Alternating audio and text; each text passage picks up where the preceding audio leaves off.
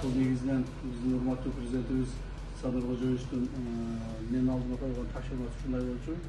Ушу балдарды келгенден кийин эле Кудай кааласа, Кудай буйруп, утуп келгенден кийин дагы көптөгөн жолугушуулар болот, көптөгөн сыйлыктар болот, көптөгөн кадыр бактуу сөздөр болот. Бирок ошого чейин, ошого баргы чакты, утуп келгичекти кадырлайлы, сыйлайлы балдарыбызды, кыздарыбызды. Себеби булар ушуга татыктуу деп айткан сөзүнө улап, сени жолугушуп отурабыз.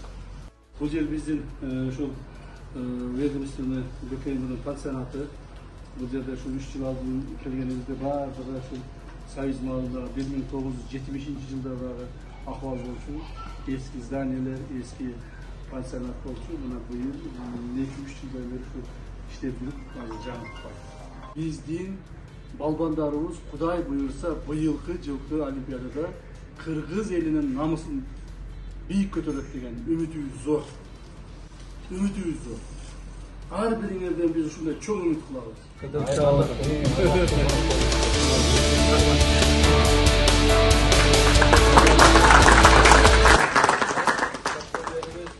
Kuda kalasa Olimpiyadaga varıp, Olimpiyadada жакшы орундарды алып, elimizdin, yurtumuzun, mamleketimizin, Kırgız mamleketinin sıyımı olup, Gürcistan Atalan buyurup nasip edeceğiz. Amin Allah.